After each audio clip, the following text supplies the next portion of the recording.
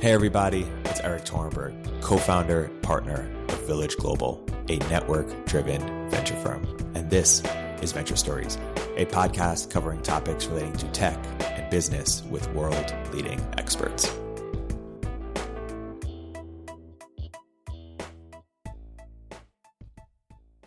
Hey everybody, welcome to another episode of Venture Stories by Village Global. I'm here today with a very special guest, Newt Bailey, founder of Communication Dojo workshops and consultant, trainer, and coach across industry. Newt, thank you for coming on the podcast.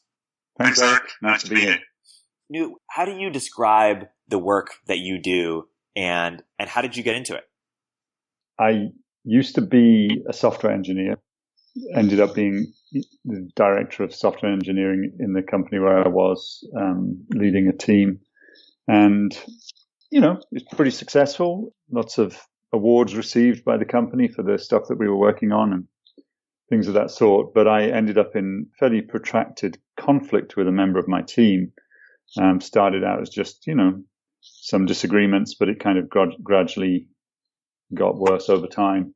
I'd say it probably went for 2 years at least that I would call it a conflict. And astonishingly, when I think back, I didn't ask for help in that whole time. I just tried to solve things through dialogue with this guy, and he and I, between us, didn't manage to resolve things. We didn't have the required skills to do that somehow.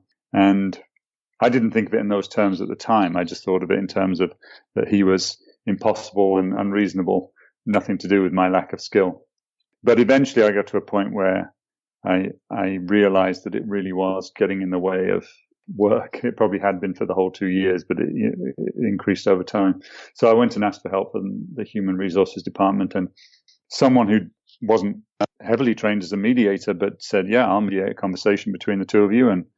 And so we met up with her one afternoon for 2 or 3 hours. And by the end of that conversation, I'd gone in basically feeling like I didn't really trust myself to be alone in a room with this guy. I'd got to the point of imagining there could be even a violent outburst on his part, physically violent even. Probably not true at all, but that's what I was imagining. But by the end of that 2 or 3 hour mediation, I was in a place, and so was he, where we could work well together again. And for the remainder of the time that I was in that company, we worked perfectly well together, and we went on to be friends since then. And, we meet up periodically to catch up. So it was kind of amazing. What I realized was, something happened in there that he and I had not managed to do without the presence of a mediator. What was it exactly? What did we not know all of this time? And I felt kind of a little bit embarrassed it had taken me so long to seek help when the help had been so effective. But when I quit that job, I started training to be a mediator. This was back about 13 years ago. And in a sense, almost by chance, I started working with a couple of trainers who were mediation trainers and mediators who were working with a system that has the name Nonviolent communication, a name we can talk about more in a moment, I'm sure. And so from there, I went on to be a mediator. I went on to be mentored by one of those trainers, so that I started taking over for him when he was out of town, doing intensive trainings out of town. And so I ended up becoming a trainer and a facilitator and coach of communication skills and mediation skills, and then moved forward into other kinds of coaching, leadership skills, and helping with people with career decisions and other areas of coaching. So, and that's what I do now. Now I do coaching with private clients, coaching in organizations, and public trainings, training in organizations, and similarly with mediation inside of organizations or with private clients. So one thing I struggle often is, and I find other people too, is when they first get into nonviolent communication, they're sort of really taken aback by how powerful it is, but they struggle to communicate that to how powerful it is, and really make it concrete for people. And so I'm curious how you sort of define what it is and what about it is so powerful. And maybe one way of doing that might be if you could go back to when you were experiencing this, the story you told us about experiencing this conflict with the client where you didn't have the requisite skill sets. Like, what do you know now that you didn't know then that would have made such a big difference? What is the crux of what the skill set is and how it manifests? It's interesting because I suppose describing the skill set and describing the crux might not come out as the same answer, but let me just play with a couple of answers. One way of describing what the work is about is to say that human beings have things which are fundamentally important to them, fundamental motivations, values, sometimes you might say needs, although that can be a controversial word, but, things which are important to people and motivating them. And that remains true when they are in conflict with each other. People who are screaming at each other or shooting at each other or whatever it might be, there is something motivating them that is, in my experience and in the philosophy of nonviolent communication, is pretty fundamental. Like, people want respect, or they want to be understood, or they want to be able to survive, space to have a livelihood, whatever it might be. So there are many other words we could put to the fundamental motivations of people, but that's at the core of the work in a certain ways, that if we can understand and connect to what's motivating each other fundamentally, then we will understand each other on a different level than just understanding, oh, so you want me to do what? Just to understand what the person is thinking, what they're thinking I should do, I shouldn't do, what they're thinking is wrong with me. If all I do is judge them and hear their judgment of me and so on, then I'm missing the underlying motivations, and they don't get to hear my underlying motivations. And those underlying motivations are so universal, love and spontaneity and financial security, or security of whatever kind, and self-expression, creativity, meaning, purpose, empathy, things like this are so universal that as soon as you start to hear each other's fundamental motivations, you start to see yourself in each other. You're like, oh yeah, I want that too. I want respect too. That's what I'm fighting for. Oh, you're fighting for respect too? You don't feel like you're getting respect from me. I don't feel like I'm getting respect from you. So suddenly there's this possibility of commonality emerging from even really intense conflicts. And certainly I've helped with some fairly intense conflicts. Marshall Rosenberg traveled the world and went to places that were war-torn and helped people who were actually in the process of shooting at each other. So he's used exactly the same methodology in extremely serious conflict situations. The big thing which stood out in that particular case, myself and my friend, who at the time was my direct report, who I was in conflict with, we met up about 18 months after I had left that company. And by that point, I'd probably been in training with this work, nonviolent communication, for about 9 months. And I contacted him and said, hey, can we meet up and have dinner and talk about that whole thing? And see if there's anything still that could be ironed out or understood about what went on there. And he said, sure. So we met up. And I just started out. I said, just tell me everything about that conflict from your point of view. Like, what was going on for you at the time? And he just started to tell me, the things he was thinking, the things that he didn't like about what I was saying or doing, and so on and so forth. And I just used the skill that I'd been learning for 9 months, which is the skill of listening with great focus and curiosity about the underlying motivations of the person that you're listening to, which I had never really done somehow, not on that kind of scale or in that depth when I'd been his boss. And so he just talked and I listened, and periodically I'd check. So are you saying this? Am I understanding this piece correctly? And just rolled forward. We were unpacking 2 years of difficulty with each other, whatever pieces we hadn't already figured out. And at some certain point, he interrupted the conversation. He said to me, in a certain way, the big summary would be, if you'd been able to listen to me back then, the way that you're listening to me right now, I think the whole situation would have been very different. And it became very clear to me as I thought about that at the time and subsequently that I was considered to be a pretty good communicator, within the workplace. I'm not sure that my intimate partners over the years would say the same thing. In fact, I'm pretty sure they wouldn't. But within the workplace, I had a pretty good reputation as a communicator for the most part. But what I realized was that I had that reputation because I did know how to listen with a lot of focus to what people were saying and really try and understand it. But I had a blind spot if the person was coming at me with blame, accusation, judgments, anger, or what appeared to be anger to me. My blind spot was that then my ability to listen to them no longer existed, really. I could no longer listen to them in the same way, with the same kind of depth of focus and so on.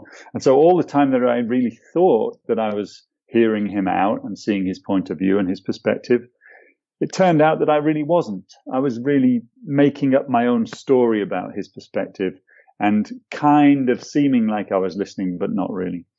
And so that's not a basis for useful communication. It's a basis for inefficiency at the very least, and probably disconnection and conflict, which is exactly what happened. So that's one of the key pieces, is the listening piece, one of the 3 pillars or the 3 skills of the work. And the other 2, or one of them, is just about how do you express yourself when you're giving voice to your point of view.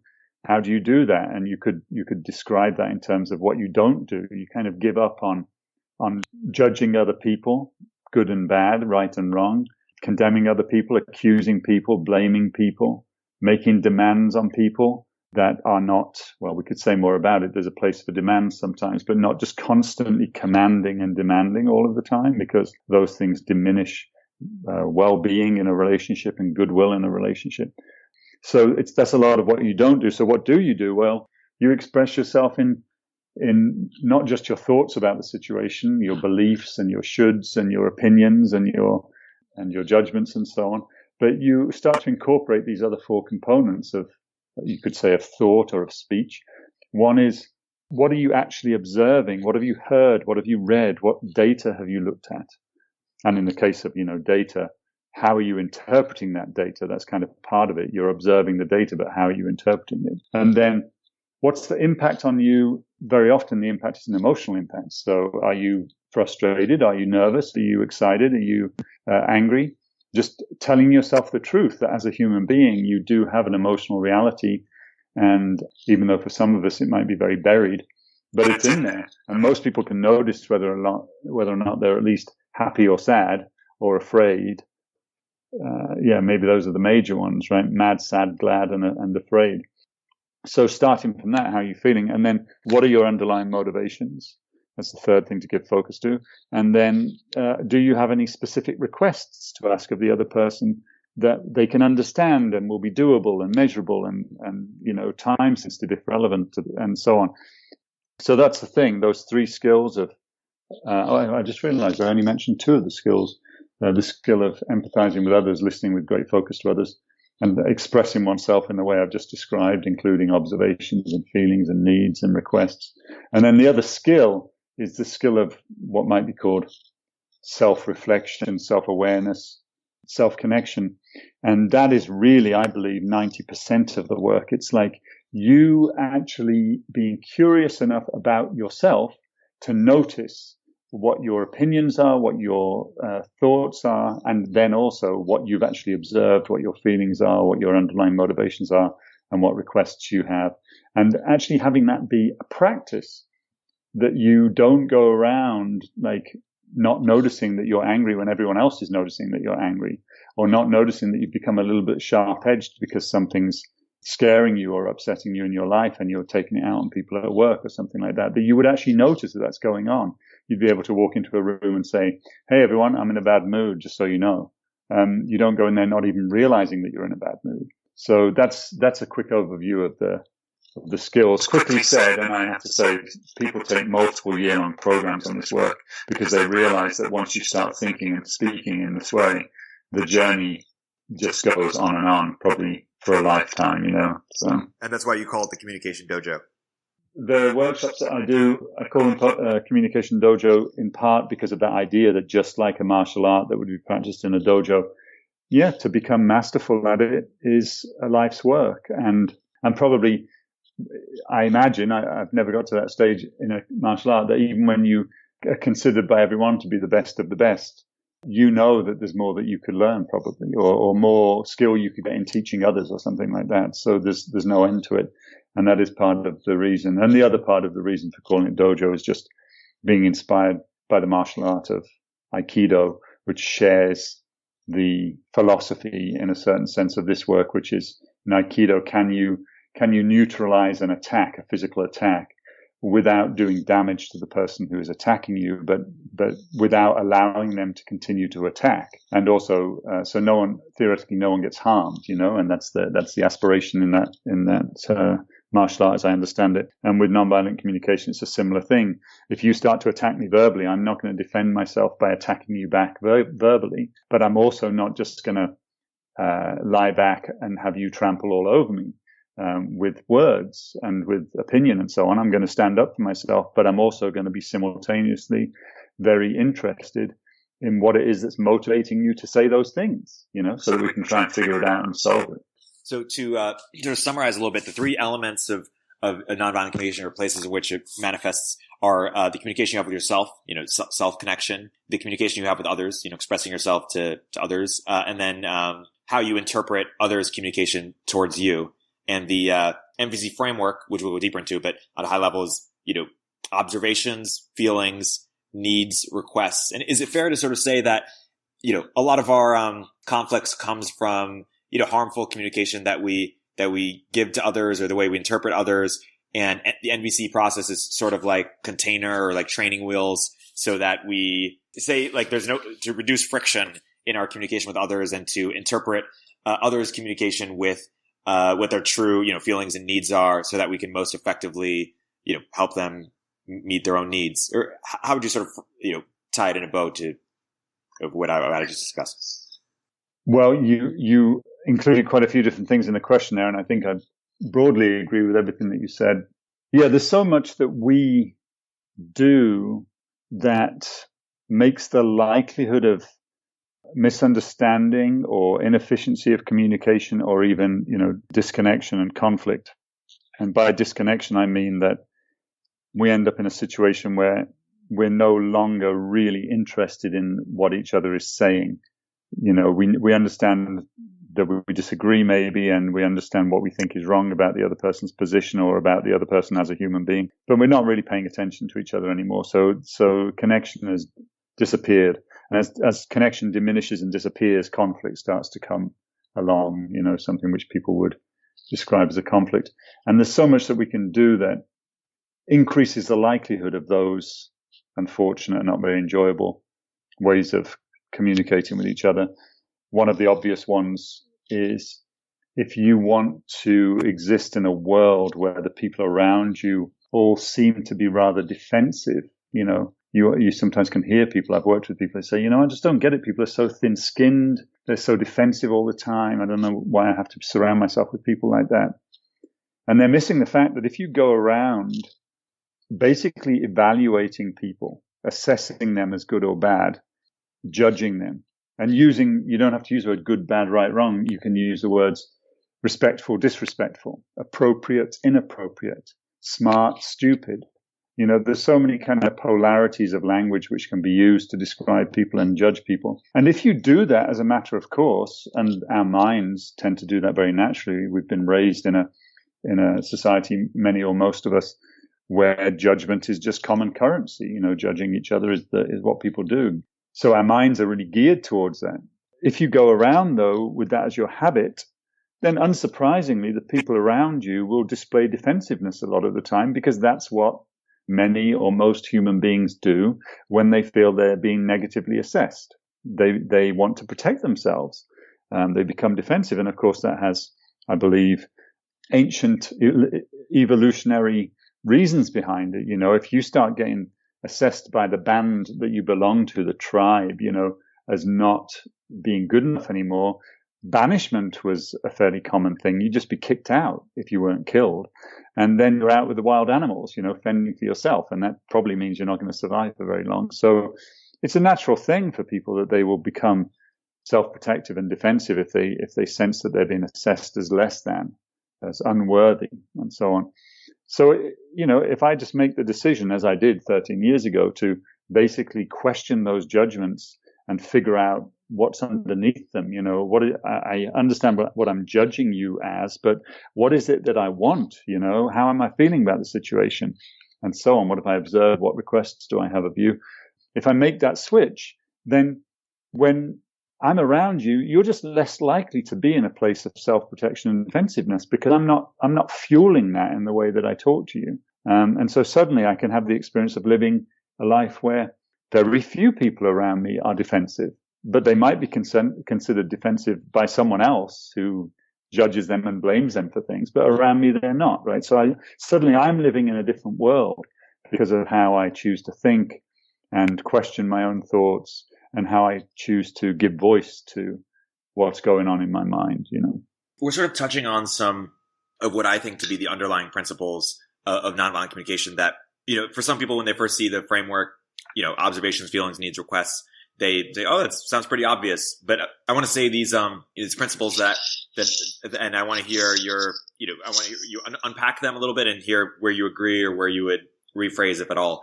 So one is that, that stimulus, and this isn't unique to NVC necessarily, but that stimulus is not the cause, or we separate stimulus and cause, and we take responsibility for our feelings and our actions. And one person's actions can make, Newt feel a certain way and can make me feel a totally different type of way. That's one thing.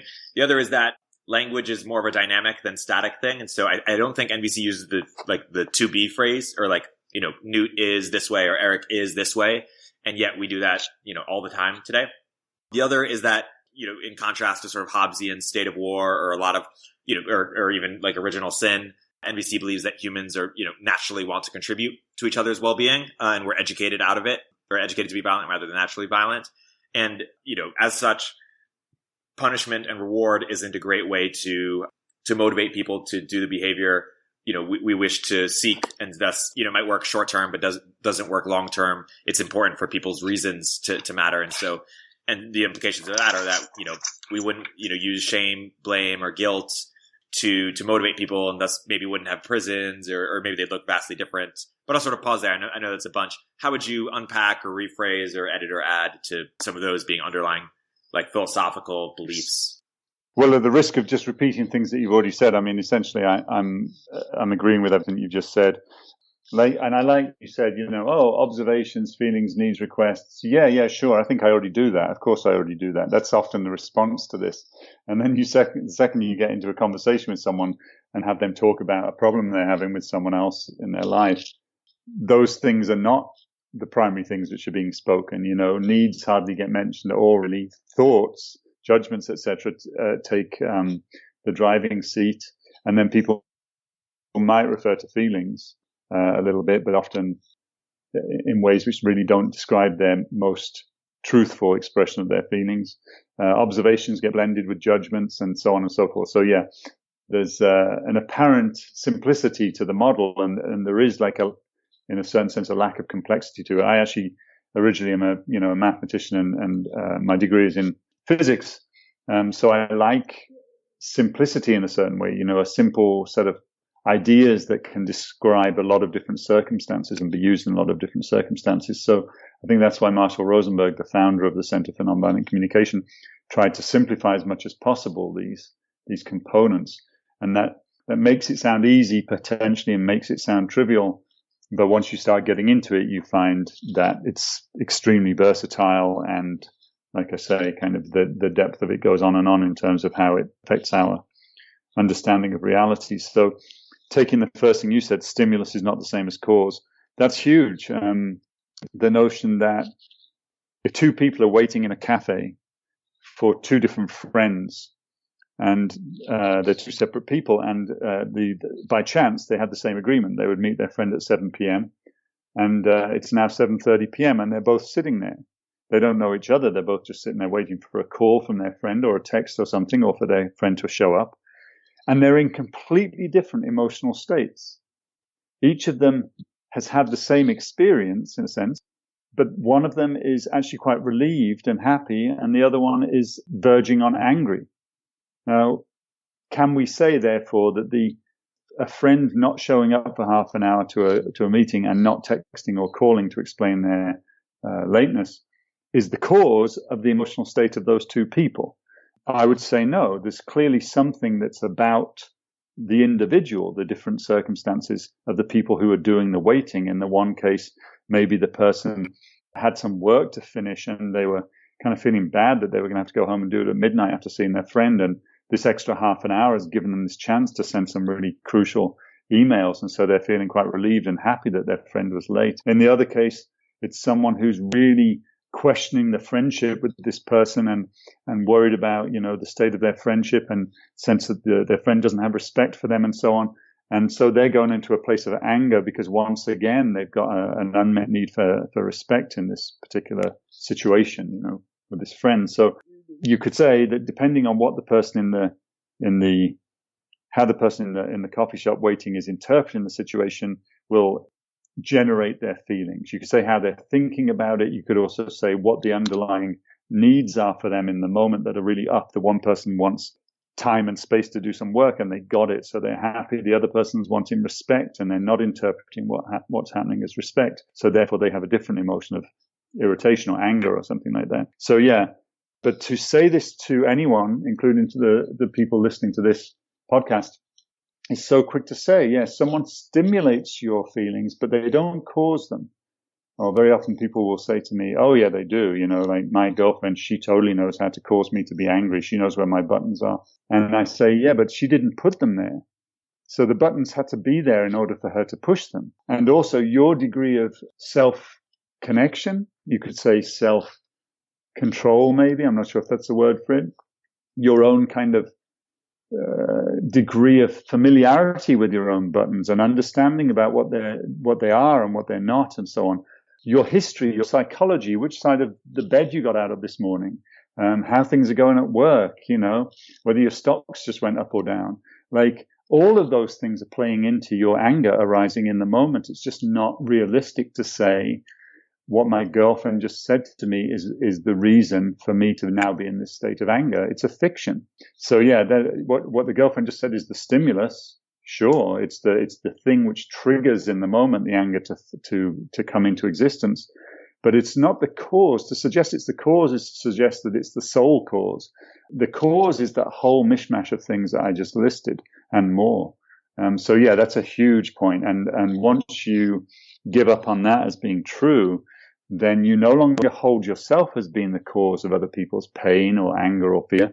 But that doesn't make you suddenly unconcerned about it. If anything, I feel much more able to be responsive to other people's pain or fear, even if they are blaming it on me, because of the fact that I'm not going into some sort of shame or self-blame spiral about it. I'm able to just remain open-minded, open-hearted, receptive to whatever they're going through, so we can understand each other and do something about it. So it's a massive, massive idea. And you said language is dynamic, and yeah, so that idea of one way to diminish friction and conflict in your life is to give up on using the verb to be in connection with a human being. So you no longer say you are ... or you were, or you will be. Like all the different forms of to be can be just set aside. It's not entirely practical because, you know, you are sitting on my cell phone is perhaps just true, right? And so sometimes you've got to do it. But in general, if you're using it as language, you are lazy, you are pathetic, you are oversensitive, you are insensitive, these kinds of things, you're just labeling a person. And Marshall Rosenberg used to say, you label a person and you put them in a box. And I am talking about a coffin. He would say that to attach a label to a person effectively is rendering them dead to you in a certain way. They're just this dead thing that you've decided that they are. There is no dynamism. There is no change now for you. They're just that thing. So you've it's an extreme way of saying it. He was very fond of saying things in fairly extreme ways, but yeah, it's a kind of killing of them in a certain sense inside of your own mind, rather than allowing for them being a living being who changes from day to day maybe and might be different next week than this week and or next hour than this hour, that kind of thing. Yeah. And just to touch on there for a second, some people might ask about, like, does that mean NVC is moral engages in moral relativism? Like, is there right and wrong, or does NVC say there is right and wrong? It's just not super effective to use those terms because people are always going to debate what right and wrong are. Or how do you think about that? Yes, well, my training in NVC has never said to me, "Oh, it's right for people to murder each other," or "It's no more right than it is wrong." I mean, I think there's other ways of defining moral relativism, like, the shift of moral values from one culture to another and that kind of thing. But if we're talking about that thing of like, oh, there is no right or wrong, or we're not holding someone as wrong just because they killed someone or did some other kind of violent crime, NVC isn't kind of getting into that debate. That's all you could say about it. It's not trying to suggest that we just turn a blind eye to antisocial behaviors that are doing damage or even killing others. Not by any means is that the philosophy of nonviolent communication. However, it is pointed out that punitive justice, the kind of justice where if people offend, they break the laws, they get punished. There's lots of research out there about the recidivism rates in prisons. Your person gets punished and often while in prison, they learn to be a better criminal, or they just become more hardened because you have to harden yourself to survive in prison. And then they come back out and they reoffend. And so society didn't become more safe by having them in prison. Or I suppose you could say if they were imprisoned forever, then society somehow would be safe from them. But that doesn't work out too well either, both because of the cost and also because of the cost to society of people having their mothers and fathers put behind bars. So now they're not parented and this kind of thing. So it's a big thing that can be, is worthy of lots and lots of discussion. But the point being this, when you compare it with, for example, there's a system that the trainer of nonviolent communication called Dominic Barter set up a parallel system for youth justice in a southern province of Brazil. I forget the name. So youth offenders could decide whether or not they wanted to go through the usual punitive model or go through this other restorative justice model that shared a lot of the philosophy with nonviolent communication. And at the time when I took a training on that, which was years ago now, but he announced that up until that point, and the program had been running for some years at this point, not a single person who'd gone through the restorative justice process reoffended, because the restorative justice process was one where they got to learn and understand what the impact was of the crimes that they'd committed. And they got to meet the people that they'd committed the crimes against, or the families of those people in the case of someone that they might have killed, and just be faced with the humanity of the other person and the so-called receiver of the crime, the receiver of the action, the person who would, in typical language, be called the victim, would get to meet the person who in typical language would be called the perpetrator and see their humanity, see what was driving them to commit the crime and see what their circumstances were. And so was the concept of moral rightness and moral wrongness made use of in that model? No, it wasn't. That wasn't what they were doing. They were saying, tell me about what on earth caused you to do that. Like, what was motivating you to do that? And what did you do afterwards? And after you'd killed my husband, or this kind of thing. It's just like a whole different conversation with very different outcomes. And my understanding is if you look at statistics on restorative justice versus the punitive justice model, you see that in many different countries. I know in Scotland, there's a restorative justice system for youth offenders too that's been in place for many years and is very effective. So yeah, it's not about dispensing with consequences for actions that are harmful. It's not about just saying, oh yeah, we're just permissive. We're just going to let that stuff happen. No, not at all. It's about caring about the safety of all, and therefore not just allowing someone to stay on the streets if they are committing acts of murder, but also not putting them into a punitive model that will make them more dangerous, either more dangerous in prison or more dangerous when they come back out of prison. It's about re-education. It's about, it sounds rather sinister, doesn't it, and Orwellian or something, but it's about teaching people that you don't have to hurt someone else to get empathy. Many people commit violent crimes because it's the only time that they get anything that feels like this person understands the pain that I've been through in my life. I can see it in their eyes. As I'm hurting them, I can see that they get what I've been through. And it's this thing where unconsciously and unknowingly, the person is desperate for understanding of the life that they've led and the upbringing that they had. And violence is a sort of one way of trying to get that understanding. For example, this is just one of many strange things that become apparent when you start to look at people's underlying motivations. So yeah, helping people to understand that. For 18 months, some years ago, I volunteered in San Quentin to teach these skills to mainly life prisoners in San Quentin. And that endeavor continues to this day. There are many, many other voluntary efforts going on in San Quentin to help people to learn a different way of being and see the kind of impact that their crimes have had on real people, And people are very changed by it. I met a number of men in San Quentin who were very, very changed by the work that they'd done. What else would be different if NVC people ruled the world? I feel highly tempted to mention in passing a blog called The Fearless Heart, written by my colleague Mickey Cashtan. And she does a lot of thinking and writing about this. In fact, I think she's written a book or two about what the world would look like if this philosophy of life, which is a philosophy of compassion, a philosophy of, yes, using force to protect ourselves, but not using force as aggressors over each other, not using force to steal from each other, not using force to do damage to each other, but only using force to kind of protect each other. So yes, imprisonment, if imprisonment is the only way to keep society safe, but that imprisonment is a compassionate imprisonment, maybe like the kind of imprisonment you read about in, where is it? Like in Denmark or somewhere, where you look at their recidivism rates and they're so low compared with America. And yet their judicial system and their prison system would be considered, super lightweight. I mean, there's no cells, and people get to hang out and watch TV and they have conjugal visits with their partners.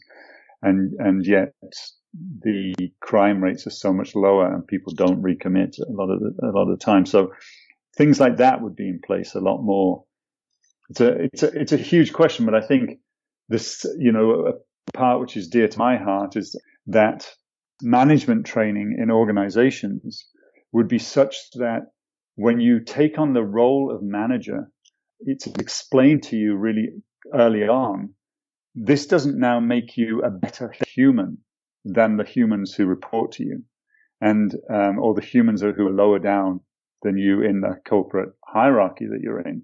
This just means that you've now assumed certain responsibilities that you didn't have before, like responsibility for turning the people who report to you into leaders themselves. That's now part of your responsibility that it wasn't before when you were not in that position. And you maybe have responsibility for much larger amounts of money or property or something like that. And so perhaps we therefore compensate you differently because we want to reward you for what you're bringing in. That's a whole big issue. Like the issue of money is a bigger discussion. But what so often happens in fast-growing companies, especially, is that people get promoted into management positions because someone's got to be the manager. You've got to have within a hierarchical system, there's got to be someone kind of helping to direct other people's efforts and so on within that way of governing organizations and companies. But they don't get trained in what I'm talking about. So they do kind of make up this story about what it means to be overseeing other people. And the story is based upon whatever examples they've seen before and their own personal philosophy and so on. And it makes for when you read the stats on how much time and hence money is lost in American business through conflict. I think the most recent study I read gave the numbers $238 billion a year or something like that as a result of conflict within companies, between people in companies. And whether that number's correct, let's divide it by 10. It's still quite a lot of money, right? And maybe it's actually 10 times that much, who knows? But so much could be made more efficient and more effective if people learned ways of communicating that just are more effective and learned ways of communicating learned which of the ways are that are less effective, and were able to see and witness for themselves the ones that they do. I actually sometimes give a list of communication choices to people that are often not the most effective ways to engage with another person. And I just say, do you recognize yourself in any of these? And people will start nodding their heads and going, oh yeah, unrequested advice. Yeah, I do that all the time. The second anyone starts to express any kind of discomfort or pain in their lives, I go straight to telling them what they need to do about it. And often I've not even listened to them for long enough to know exactly what their problem is. I'm just kind of projecting onto them that I understand what they're going through and what they need to do. So I could totally replace that with more attentive listening, and then maybe move to advice and suggestions once I'm really clear that I've understood and they've told me that I've understood, that kind of idea. So yeah, that's another piece. The whole governance of organizations and companies would change significantly, I think, in the whole realm of collaboration. Not pretending by any means, by the way, that conflict is therefore avoided or something, Conflict is part of human life, it seems. But not knowing how to navigate through conflict skillfully and mindfully and effectively, that just changes the whole thing. Now it's not just conflict, it's conflict that's being mismanaged or mishandled. And that's a very different story. So, yeah. So a few directions I want to go from there. One is, why is it so important that people not just, do the behavior, change their behavior, but also change the reasons for their behavior in terms of like, why aren't shame, blame, guilt pretty effective ways of motivating people? Well, I think shame, blame, and guilt, let's look at it like, given that those are not very enjoyable experiences for people, to be feeling shame, to be feeling guilt, to be having their sense of self-worth diminished through blame, for example, the people will fear those things happening. So now you're managing to kind of rule by fear, which sounds all a bit medieval, but like Machiavelli, like, was Machiavelli wrong or not as right? Yeah, right, exactly. Like, you can become super effective, right, within certain contexts by just having lots of fearful people around you. And we hear, I don't know, of course, I wasn't there, but the stories we hear about Steve Jobs throwing chairs at people in meetings and this kind of thing. But he's a hero of industry as well at the same time. So many people are using products that he was instrumental in the creation of, right? So, but he's a sort of exception, I think, well, I don't even know if he's an exception, but it's like this, right? You can rule with fear and people do what you tell them to do. Okay. And then you have success. So you make a bunch of money. And so then people can say, oh yeah, the reason that company is successful is because the guy in charge or the woman in charge rules with fear and just, gets everyone in line because they're scared to step out of line. And then you hear about these other companies that are very successful that don't run along that principle at all, but they're also successful, and they have all of these different ways of engaging that are very respect driven and trust driven and driven by effective communication and collaboration and so on. And you hear about companies who've got the no, you'll have to bleep it out or something, but the no asshole rule, right, in their company. Like, if you start being the jerk at work, so to speak, obviously these are judgmental terms that I don't really make use of myself, but they're used in these descriptions. If you start being the jerk at work, well, you'll just get fired. And you can't bring in enough money into this company for us to continue to have you be here, Whereas in some companies, like, oh, wow, you just landed $1 billion deal. Yeah, you can be abusive to people with your language, and you can threaten people, and you can treat people like they are in kindergarten, that kind of thing. We'll just let it slide because you're bringing in so much cash. But some companies just say no to all of that, and they then shine, in their field. For me, living in a state of fear, for any of us, I don't know, maybe some people would disagree with me, but I get it. Like, some of us do pretty well under pressure, right? Like, there's a certain fear that comes with pressure. Like, I don't want to miss the deadline and look bad and damage my reputation. So therefore I'm going to really pull an all-nighter or whatever I need to do to get this done and get it good. So there's plenty of that around, sure. But living in fear on a bigger scale than that, like, often it's called psychological safety, right? Like, I cannot walk into a meeting at work and feel confident that everyone in that meeting is going to be essentially showing respect for each other's humanity. If one of us does something that is messing things up, we're going to get called out and we're going to get asked about why is it we're doing it that way, and there's going to be a discussion and we're going to figure out what needs to change. But we're not going to start getting ridiculed and put down and like put through an experience of essentially bullying or something like that. Like, that's just not going to happen in this place where I work. So that's cool. Like, I know that I haven't got to deal with that. I'm sometimes going to have to deal with constructive feedback and stuff and be ready to be engaging with continuous improvement and that kind of thing. But I don't have to worry about my kind of psychological well-being, my emotional well-being in this place. And as soon as you reverse that and have it be that lots of people or even a single person is now fearful of that kind of stuff happening, shaming, blaming, guilt, without constructive outcomes, people are now seriously on edge. How well are they going to be using their huge brains to generate new ideas and so on when they're feeling so stressed? I don't think the research suggests in most cases that people come up with their best creative work when they're scared all the time. Maybe I'm incorrect about that, but I've coached an awful lot of people in companies, and I don't get the feeling from the people that come in and talk to me about their fears that their fear is helping them to really contribute everything that they can contribute to the company. I don't get that impression, and so that's a big part of it. And the other piece of it, which is slightly different, is that in order for a person to feel shame or guilt, you're probably having to say some words which kind of land right on top of some self-judgment that they already have, right? There's some way in which they're calling themselves bad or wrong or inadequate, or they've got the imposter syndrome. I shouldn't be here. Someone's going to find out any time that I'm actually incompetent and I shouldn't be here. And then you say something to them that kind of reinforces that idea.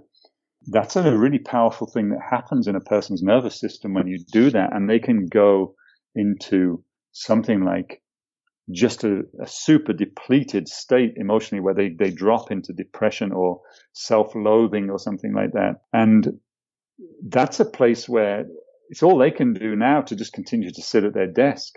Their actual productivity is going to be awful. Like the skill with which they're using their talents is going to be hugely diminished by that.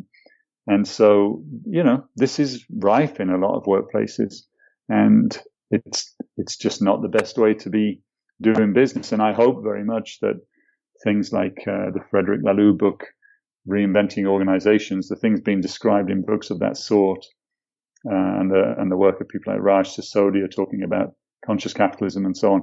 I very much hope that those ways of interacting, which are so in harmony with nonviolent communication, are really coming online more and more in spite of the way things seem, because I believe that will allow just way more creativity part of the human race, including the creativity that we need, not just to, create another photo sharing app, but, the creativity that we need to change some of the apparently huge issues that are going on around the planet, right, with climate change and everything else.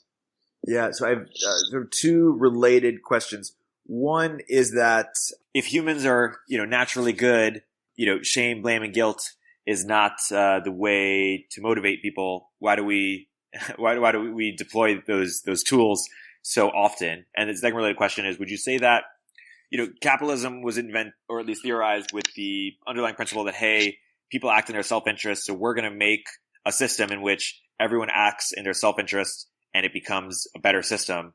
And I wonder if NVC is sort of doing it in a similar way, where you have different underlying principles, which is, humans are other interested, and we're going to make a language that makes it easier for people to contribute to other people's well-being as part of their natural state. I'm enjoying the scale and the scope of your questions, Erik. Not everyone who's ever interviewed me has asked questions on quite this scale, but it's both things at once. We cannot pretend that no one is basically looking out for their own self-interest and doesn't really particularly care about your well-being or mine. We can't pretend that that's not happening. Of course, there are people who are doing just that. I mean, recent documentary I watched on psychopathy, psychopaths. I was curious to learn more about what psychologists had to say about that whole human experience. And they were saying there's a lot of people who are diagnosed with extremely successful in business. They're not in prison. Some of them are in prison for having murdered people. Others of them are not in prison for anything, and they're in business, and they wreak havoc on people's nervous systems around them, but they also bring in tons of money, that kind of idea. So, of course, that kind of thing is going on, and it's not just with people who are diagnosed with being psychopathic either. And the stuff that maybe doesn't make it into the news is also happening, right? The kind of neighborhood garden that some local person with no money just sets up and starts teaching local kids in a really rough area of a city, how to grow things and then to taste food that's literally just been picked and that kind of stuff. And they just scrape together some cash, and people put their hands in their pockets, and, church collections and stuff, and they just make it work, and the local teens do not go in and trash it because their little brother or sister is going there, and learning or something. So there's lots and lots of stories of that sort around the world. And there are some magazines and online outlets that kind of describe that stuff, right? So clearly that's a whole different mindset going on in that case. So both of them are happening. And who knows what the proportions are? Some people who maybe have a bleak outlook and are pessimistic say, oh no, humans are mainly just self-serving and, survival of the fittest and all that kind of thing. And then other people who have a different view are like, well, actually, the survival of the fittest thing doesn't really describe everything. And within nature, there's all sorts of symbiotic relationships and collaborations. And you even get certain creatures helping each other out, like the elephant that comes in and chases the lions away from the antelope and that kind of thing. Check it out. It's on YouTube. So we have that going on too, right? And the NVC suggestion is, and if that people do love, as you've said already, people love contributing to each other. And I won't say, therefore, all people love contributing to each other, but an awful lot of people love contributing to each other, including the men that I was working with in San Quentin and other men that I've worked with who were recently released from prison, that kind of thing. But only if they get to do so from a place of self-respect and empowerment and a sense of choice about doing so, not being forced, like indentured servitude or something. I'm contributing to you because I have to, but like having the opportunity to give their talents, to give what they have to give, that brings a lot of joy to people. And so that if we can create structures which more and more give people those opportunities, then it's amazing how willing people are to go the extra mile, and to do what needs to be done. And it comes with a completely different level of enthusiasm and willingness and determination and collaboration and camaraderie and team, because people are choosing to do it rather than feeling like they're being forced. One of the reasons people have conflict among many others is sort of, jealousy or sort of zero-sum thinking or feeling like they're, competing over a small number of resources. And sometimes that's true, obviously. But how does NVC approach, I guess, jealousy and zero-sum versus positive-sum thinking? Or envy?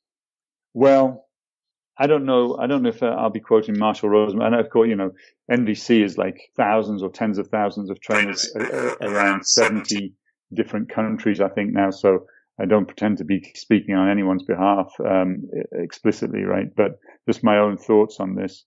Jealousy is a feeling that I'm having, and it's a mixture of things, actually. Like there's fear mixed in there, there's pain in there. I see that you have something that I wish that I had, say, and correct me if I'm using the word jealousy rather than envy, but either way. So, and I want that, and I fear that I will never have that, and I'm in pain about the fact that I don't have it, and I'm in fear about not having it. Money, I can't make my rent, and you own 13 mansions or whatever it might be. And rather than just telling myself the truth about this, like, what is this jealousy trying to tell me? Like, what am I actually motivated by here? Oh, well, I want a chance to just make a living. I want a chance to give what I've got to give and have family and all this kind of stuff. And right now I can't figure out how to do that because I'm just too impoverished and I'm alone or whatever it might be. Or, you're dating the woman that I wish that I was dating, and I'm single right now. So there's that kind of thing, jealousy happening there. And if I can just say, oh yeah, okay, jealousy, that's what's happening here. I'm jealous. Like I think I know what you're experiencing. I see that you're driving a Lamborghini and so on, but I think I know that what you're experiencing. I think that you're having this great life, that you're overjoyed and happy and so on. I see what you've got or who you're dating, and I make up a story about it. And I want to be in that situation that I'm saying that you're in. But I don't know you. I haven't spoken to you. I haven't looked into your eyes, maybe. Like, I don't really know what's going on with you. I'm just creating a story about you. I also don't know what my life would actually be like if I suddenly had all the things that you have. Like, this is just guesswork on my part. So now I'm starting to just do truth telling. Like, so much of this is just truth telling. Like, what do I actually know? Oh, I know that there's you and you're sitting in a Lamborghini and there's a woman next to you. Okay, that's what I know. I assume that's your partner. But do I know that you're happy? Do I know that I would be more happy if I was in your situation? Do I actually want what you got, or do I just want to have the money for rent, and to kind of continue kicking back and lying around in the park with my friends most of the time? You're working 80-hour weeks and I'm lying around in the park. Like, do I actually want to give that up? I wish that were true sometimes, but it's not, that I'm lying around the park for 80 hours a week or whatever. But, so it's just truth telling about what do I actually know? It's the observation skill. What am I actually seeing? What am I feeling? Pain and fear and whatever else lives underneath envy and jealousy. And what am I really longing for? What are the underlying motivations and needs that are coming up for me, you know? And am I asking for what I could ask for? Not necessarily of you, although who knows, you know, if I come up to you and say, hey, do you have a job I could do? Maybe you'd give me one. But am I making requests? Am I making requests of myself to maybe spend fewer hours in the park and get a part-time job that would give me a bit of a bump from which I might be able to do the next thing? And I'm not pretending there's always a smooth, easy path. There's not always a smooth, easy path to whatever it is that I'm wanting. But to simply live in a place of jealousy and kind of have that be the whole story. You've got it. I haven't got it. I want it. It would make me happy. It's a very incomplete way of looking at things, I think, that, and you only have to like read about, you know, the celebrity suicides and drug addiction of a non-happy variety quite often, that shows that fame and wealth doesn't automatically mean anything for people's happiness. So, you know, I'm curious, you know, you do NVC, you know, you do training both with people in the workplace and people at home. And to simplify a bit, you know, people in their personal relationships and friendships, the overarching goal is the friendship and relationship itself. You know, sometimes you have a kid and stuff, so you have to, you know, for people with relationships, so you have to, you know, there is sort of output, but at work, it's a clear sort of like, you know, you fiduciary responsibility, and that's the overarching goal for many people in the workplace. And people want to have positive relationships insofar, you know, when it's good in of itself, but they're paid to produce. And I guess I'm just curious, like sometimes people, you know, I see NVC as you're trying to increase the humanity and connection between people, but people in the workplace sometimes ask me, hey, you know, we're already connected. I'm just trying to get that person to produce more. How can NVC help me do that or be better? And if not, I have to let them go. So I guess I'm just curious how you sort of think about the differences between applying NVC at, you know, in personal life versus professional life, if at all. Presumably the person who's saying, you know, I'm paying someone to produce, right, is the owner of the company or the CEO or something. Yes. And if I say to them, okay, so essentially what you're all about is the bottom line, and you know you're hiring people for the purposes of increasing that bottom line, you know, is that it? Like, am I getting you right? And they say, yeah, exactly, that's it. You know, it's business is business. And this is before we get into the fact that their business is making poison gas to sell to people in other countries, for example, versus their business is, you know, trying to solve world hunger or something like that. You know, whichever one it is, like they say, yeah, it's just about being successful and making the profit or something. Well, it could well be that if that is true for them, certainly I think if their business is making poison gas, you know, I have a dim recollection of a workshop years ago I was at with Marshall Rosenberg where he was talking about this very subject of nonviolent communication in the workplace.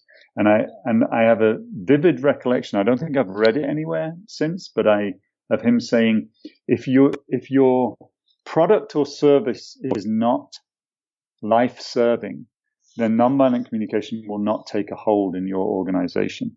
So in other words, if your business is basically producing something which is for killing people, then it's pretty unlikely that, you know, the spirit of compassion which underlies nonviolent communication is really going to be taking a hold, because I would venture to suggest that you're employing people who either have managed to switch off their concern for those who are on the receiving end of their product, or they don't have that concern. I mean, I'm assured that psychopaths essentially don't really have that concern, for example, you know.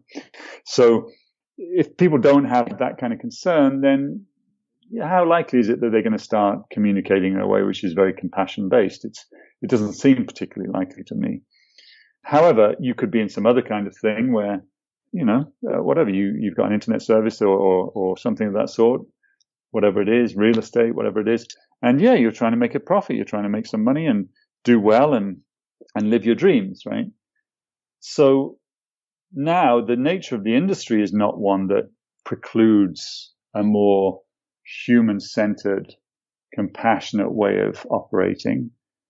And yet it still might not take a hold, because you say things like, for example, oh yeah, I don't care if someone's known as a hard ass and they cause a lot of employee churn, and that costs us money, obviously, but he brings in way more money than he costs us. So, whatever. People find a job somewhere else. And okay, maybe they actually end up rather traumatized by what they've experienced or something like that. But so what, like they can get a therapist. So now this person again, if they're running the company, the likelihood of what we're talking about here is that it'll take a hold in the company in any widespread way, I would say is tiny to non-existent. Another way of saying it that certain thinkers on this put it is that a company, the sort of prevailing consciousness in your company is not going to exceed the level that you have reached yourself. You won't have a company where compassion happens on a level that you don't display it in your own life as a CEO, for example, or empathy, or something very practical like willingness to receive feedback or give feedback even when it's a little bit edgy and it's about something that you want to be changed. If you say, I'm all about feedback, but anyone ever tries to give you feedback finds that you're not receptive to it, feedback just will not happen in your company to the extent that you want it to. Simple as that. You're always leading by example. And if you're the CEO, you're probably the biggest example. And people are going to give lip service to other things, but they're not going to really do stuff that's kind of a little bit edgy to do without your example of making that important to do, right? So for sure, this is a long-winded way of saying what we're talking about here is not going to automatically take a hold. However, there are increasingly, I think, many leaders within business, within industry who, and, one place I've heard this discussed, I would say on reboot.io, Jerry Colonna's podcast, where he's actually coaching people live and kind of interviewing and coaching people live. And a lot of these people are successful CEOs, and they've reached a moment where they said to themselves, okay, I made a ton of money and it's not doing it for me. Like, I could make a ton more. I know how to do that, but somehow it's not filling the hole that I thought it would fill. And I've been to all the fancy places and I've got all the fancy cars or whatever it might be, but there's something missing for me. What's the thing that's missing? And people start to realize that they can look back at their history of becoming successful, and there's a lot of what I call corpses by the side of the road. It's like people they had to like step on in order to move forward, or they felt they had to step on them, that kind of thing. And they start to wonder, like, did I really have to step on those people, or was there some other way that could have been done? I'm curious. And they start to hear from other business leaders and industrialists who do things differently. And now the chance of what we're talking about here taking a hold in the company becomes much higher.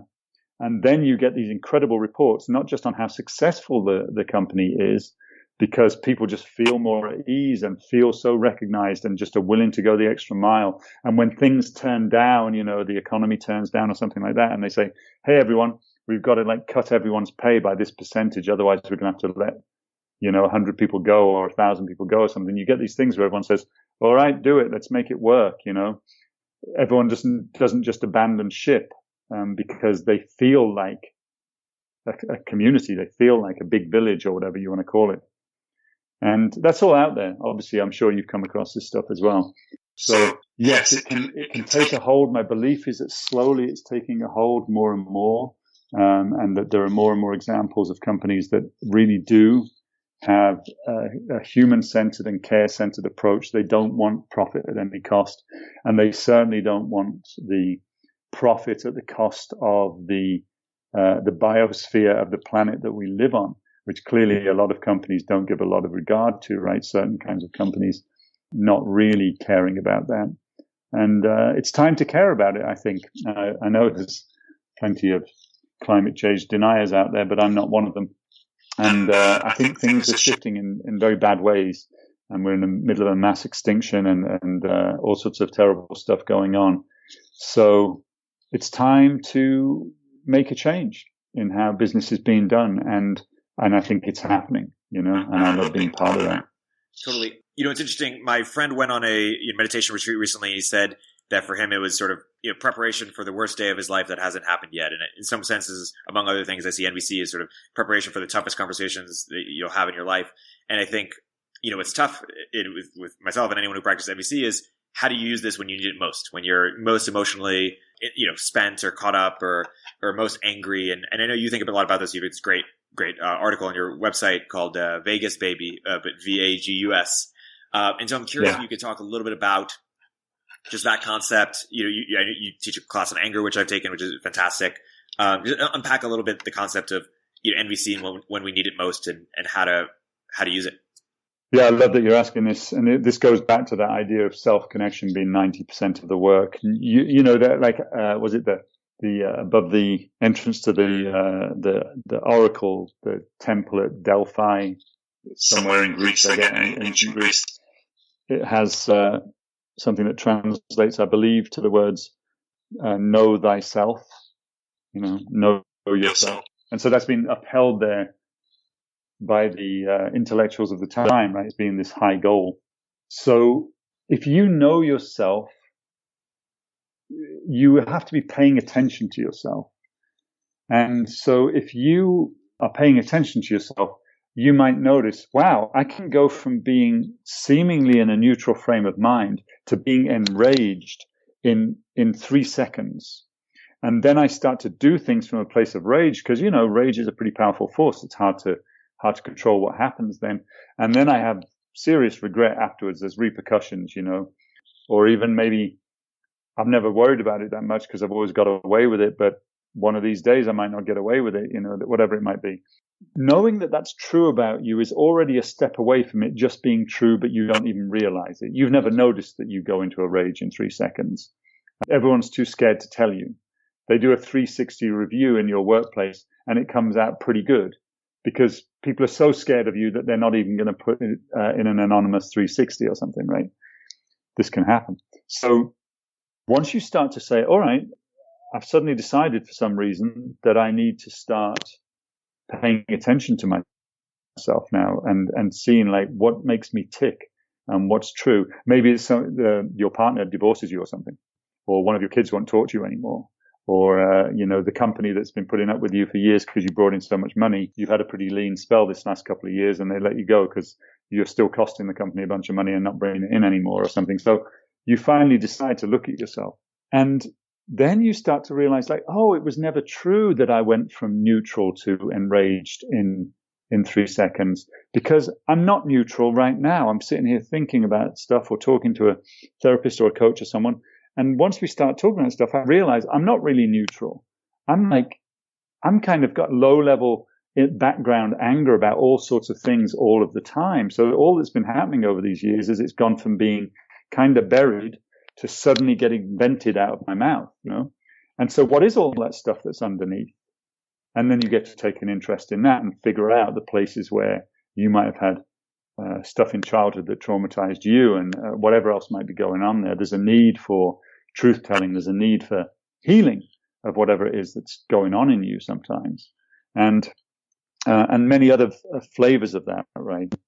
So if we start talking about anger and if we start talking about the vagus nerve, my understanding of the vagus nerve, people with more knowledge in this field than me can refine my understanding, but we have the sympathetic and parasympathetic nervous systems. One of those systems is colloquially called the fight or flight system. The other one is often called the rest and digest system. And in modern industrial societies, we spend an awful lot longer in the fight or flight mode than is really required. It's like there's no saber-toothed tigers or opposing tribes coming at us with spears or whatever it might be. Like, we don't need to be in the heightened state of readiness that we actually are a lot of the time. But we sit in traffic or we sit in the boardroom and we're in this kind of we're ready for a fight and we're ready to flee, or in some cases we're ready to just freeze and hope that nobody notices us, that kind of thing, depending on where you are in the hierarchy, et cetera, et cetera. And the vagus nerve is the nerve that is largely responsible, as I understand it, for switching your system from parasympathetic to sympathetic and back again. And the vagus nerve can be impaired or less impaired. It can be stronger or weaker. It can be toned in the same way that you can tone a bicep or something. You can do things which actually strengthen its ability to kind of help you stay in rest and digest for longer. You stay more mellow for more of the time. Someone gives you a bit of a sidelong look in a meeting and your nervous system doesn't go into fight or flight, whereas it used to, because you've strengthened that system. And so it's not as kind of trigger happy or whatever now. And similarly, when you do go into fight or flight, maybe you're kind of in that place for a while of fighting or fleeing or being on the verge of those things. But with a more toned vagus nerve, your system returns itself back to the more rest and digest kind of system, where everything, your blood chemistry is different, not the kind of adrenaline and stress hormones and all that kind of stuff. So I'm told that things that you would probably associate with being more chill and more mellow, like meditation, yoga, chanting, singing, going for a walk in nature, those things actually do improve the tone of your vagus nerve, your vagal tone. Some strange things as well, like allowing yourself to be colder than you want to be some of the time. I don't know if I'm talking about like the Iceman, kind of freezing yourself and getting to be superhuman. But even if you just go out without a jacket in San Francisco in the evening sometimes, because you're only walking 10 blocks and so you're going to be cool with it, that actually supposedly does something to help tone your vagus nerve. You're withstanding that discomfort and you get better at withstanding it. So all of this, what's the relevance of this to your question, like how to use nonviolent communication when you most need it? Well, I do teach people, as you know, like attend to your vagus nerve, do your own research and double check my ideas on this that I've read, and then just do some things like whatever it might be, meditation or running or whatever kind of seems to contribute to it, and see whether or not you actually calm down more quickly. If you're angry in traffic, try singing while being angry in traffic and see whether or not your anger goes down, your road rage goes down. Try just doing deep breathing as you're sitting angry in traffic rather than just kind of like screaming obscenities at the windshield or whatever. So that's one very kind of physiological thing that you can do, which can make a real difference. It makes you less likely to go off at the slightest trigger. And then the larger thing, or I don't know if it's larger, but it's certainly kind of associated as a large thing, is that self-knowledge piece I said before. And that self-knowledge piece is I hate to say it, but it's a bit of a practice. Like, you're not going to get the sort of changes that are possible by just wanting that to happen. If you know that people complain about you being unpredictable and sometimes very volatile and seeming to take out your stresses on members of your team in a way that they really don't enjoy and this kind of thing, if you know that you've heard that kind of stuff and you're like, I would love to change that, but I'm too busy, I've got to keep the company going, then, it's not going to change. And you can pay an expensive coach and speak to them every week or something, but I'm not super confident that that's going to change it, because you've got to do something, and an expensive coach will probably tell you some things to do, or any coach. But if you don't do those things, like just paying attention, like, okay, when I kind of got pretty bad-tempered in that meeting today, what was the triggering event? Was it something that someone said in the meeting? Was it something that happened on the way to work? Was it something that my assistant said to me before I even walked into the meeting? Was it something I watched on the news? What was it? And then how was I feeling about it? Was I feeling afraid? Can I tell myself the truth? Yeah, that scared me, what I heard. Was I feeling just irritated, annoyed, impatient, frustrated? And what was I wanting before I even walked into that meeting? What was I actually wanting? Oh, I know. I was wanting it to go smoothly because I was feeling on edge. And then people started peppering me with questions and like questioning the whole direction we'd agreed on the week before. And I just couldn't take it. Like, I was looking for an easy ride in that meeting, which often happens. And that's not how it went. And I just lost it because what? Because my anger, my emotion is always telling me about whether or not my deeper needs are being met or not met. And so that's what the anger came up strongly to inform me of the fact that I had the circumstances that were happening were very much not what I was wanting. They were opposite to what I was wanting. That's what the anger is for. And as you know from doing the anger series, anger also tells me that the way that I'm thinking is actually counterproductive almost always. My anger is telling me that I'm thinking about myself and others in a way that's probably not going to help me have the experience that I'm looking to have. Me getting enraged with the people in my team today didn't really move us forward. It just used a bunch of time that the company is paying for, and just telling yourself the truth about all those things, and then looking for what could be different. Who do I need to talk to? Who do I need to do some repair with from what just happened? Do I have the courage to do that? If I don't have the courage to do that, where can I get it? Who can I talk to who's a neutral, safe person who I consider to be wise and who can help me out with this, that kind of idea. So you're just sort of telling yourself the truth and starting to ask the questions and admitting to yourself that you're a vulnerable human being who doesn't have all of the answers and could use some kind of support with the emotional reality of being a human being like that. And that is the big thing on making it more likely that you will find effective communication skills when you need them. Because if you don't have a basis, if you think about it, if you don't have a basis, a foundation of knowing what is going on with you, then how can you communicate that with anyone else? And if you don't have a basis of actually caring about yourself and having compassion for yourself, it's pretty unlikely that you're going to care about someone else or compassion for someone else. If you don't find respect for yourself, it's harder to respect others. If your own sense of self-worth, in spite of your apparent success, is actually low, it makes it harder for you to see the worth in others. And there are variations on that. Obviously, there are people who see the worth in others, but they can't see it in themselves, and that puts them on edge and so on and so forth. But either way, self-knowledge gets you clear on what's going on with you. It gives you a much stronger platform from which to sort of communicate honestly about what's going on with you. And it starts just shaving off a lot of the sharp edges and the kind of flashpoints in conversation. Just your own awareness. Oh, there's a possible flashpoint here, but I know what it is.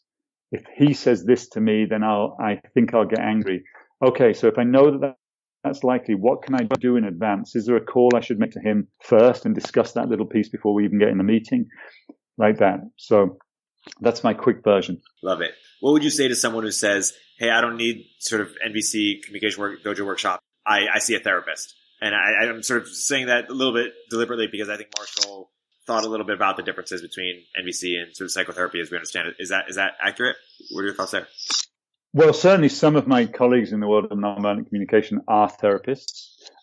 One of them, Ali Miller, she actually leads workshops for therapists sometimes who want to improve their listening ability, if you can believe it. Because, not all therapists say, yes, I'm as good a listener as I'm ever going to be.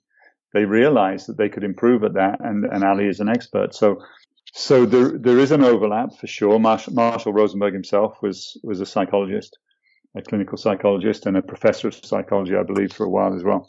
So I'm not a therapist, so I can't be sure exactly what's going on, in the world of therapy. And there's so many different therapies that probably some of them might resemble NVC coaching more than others, and so on and so forth. The one thing I do know is that sometimes people get referred to me by their therapists. The general theme of that is that the therapist says, this sounds like a communication thing. I think you need to build your communication skills. That's not my particular area of expertise. Like I understand what the skills are, but I'm not the most well versed in how to teach them to you and help you to practice them and so on. So maybe you should go and see someone like Newt Bailey and they can help you with that side of things. And the person continues to see their therapist or couples therapist or whatever it might be, but they come and see me for that part, And then they start to see these, they were looking at their inner reality with their therapist, and they then find that they need to kind of continue to do that work and look at their inner in order to communicate more effectively. So the two things are very supportive of each other. And that's the best I can do, I think, without being in those therapists' offices and seeing what happens. I can't be sure. I've spoken to some therapists who've said to me, a lot of what I do is very similar. It's almost like I'm being a nonviolent communication coach a lot of the time, whereas for others, that wouldn't be the case. And you teach a course on anger. What are sort of the biggest misconceptions that people have around anger, or what's something you think that NVC or your work has to say that could really change people's relationship with anger, understanding of anger, and how they process it and work through it?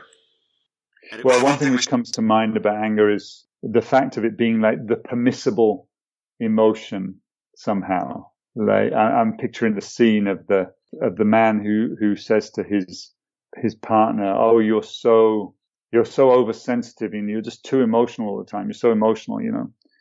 And when she says to him, "How do you feel about what's been going on at work?" He says, "I don't feel anything about it. You know, it's like, I'm not like you. I'm not having feelings all the time. Like, that stuff's just not necessary." And yet anger is something that he displays on a regular basis, maybe. Right? I'm just picturing a scene here, right? It's a real scene that I've come across plentiful times. But so anger is a feeling that he has frequently. That's an emotion. And not only is it an emotion, but a little bit of investigation shows you that it coincides with other emotions. Like anger arises on a basis of pain, fear, powerlessness, and passion, actually. People get angry about what they're passionate about. And so underneath the anger are these other emotions, and yet someone can both have this sort of thing where anger is the only permissible emotion, because, yeah, of course it's okay that I'm angry because you're being so unreasonable. You know, that's okay. But not only is it the only permissible one, it's like it's the one that is kind of displayed and is okay to display, you know, whereas showing that I'm sad or in pain, well, now that's maybe, you know, that's too risky, it's too vulnerable, or it's not manly enough, or I don't know, maybe it's not womanly enough for some women, who knows, right? It's like, but there's something, it's not something enough. Same with fear. I can't admit to that. And a sense of powerlessness, the last thing I want to do is admit to the fact that, you know, this guy got promoted over me who used to be under me, and you know, I just feel so powerless around him or something. Like, I don't want to admit to that either. And the fact that, you know, I'm deeply passionate about something and that something is not working out, that's painful too. So all of these things can be kind of buried, and all that you get to see is the anger. And so I don't know if that's a misconception so much as I mean, sometimes it's a misconception. People literally think that. But for many people, it's a way of living that is really inviting closer examination, you know, and obviously working with someone like me, you get to examine that a little bit more closely, finding out what is the anger trying to tell me. Another misconception for me about anger is that there's something wrong with anger. It should not be happening. And I don't have that view at all. For me, it's another emotion like joy or sorrow or excitement or dissatisfaction or whatever. And it's trying to tell me something. And anger is trying to tell me it very loudly. You know, like if I get to anger, then clearly whatever it is kind of ramped up. The signal is ramped up. I've been ignoring the message. And so the messenger gets a little bit more intense. You know, I think of anger as a messenger from me to me. So if you frequently get angry and you don't pause afterwards to go, what was that all about? You know, what was I trying to tell myself?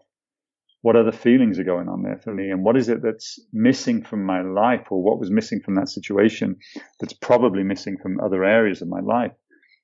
Because frequently anger happens when there's some chronically unmet need, either or widespread unmet need. You know, like someone just said something to me today that I interpreted as showing a lack of respect. And when I look around at my life and my commute and my family and my extended family and my social group and the church I go to or whatever, I don't feel like I'm getting respect in any of those places, you know. And then this person did this little thing today and I just exploded on them. Well, that anger that came out was not just what the person did. It was telling me about the fact that respect is an unmet need across so many areas of my life that it's really starting to hit critical point, you know. So yeah, that's some of the big stuff for me about anger. You know, it's indicating that I but that it would be wise for me to look at what my unmet needs are, not just now, but over time or across other areas of my life. Look at how I'm thinking about the situation. Look at what the other feelings are that are coming along with it, ones which I'm maybe not so willing to admit to, that kind of thing. So that's a lot of it. And then the other thing I'll just say pops into mind is, you know, people say to me, oh, well, you know, if someone's angry, you can't have a useful conversation with them, right? And I say, no, I wouldn't say that's true. If someone's angry, you can have a very useful conversation with them, so long as you remain open and receptive to listen and understand what's going on for them. Then a lot of the time you can actually have a useful conversation, because they might even say things when angry that are true, but that they wouldn't normally say. So you actually sometimes get breakthroughs in understanding. But if their anger triggers your anger, and so when they're angry, they have no real capacity to listen. And if their anger triggers your anger, you don't have any real capacity to listen. So now you have a conversation with no listeners. And a lot of conversations at this very moment, as you and I are speaking, are happening on this planet where there's no listeners. Listening isn't really happening. Just angry talking is happening, someone trying to win and someone else trying to win, and or at least trying to defend themselves. So, yeah, you can have a useful interaction when one person's angry if the other person's still able to listen with empathy, with focus, with attention, with care about what's important to the angry, not kind of dismissing them because they're angry or because they're raising their voice. And there's no should there. There's no should in this work at all. So there's no should that you should listen to a person if they're angry, that you should not feel afraid or shut down or angry yourself or something. Like those things happen too. It's very natural. It's not enjoyable to have someone throwing words at you about you, or throwing words that are threatening or gestures that are threatening. It's perfectly natural to have a tendency to want to move away from that or to fight back, the fight or flight thing again.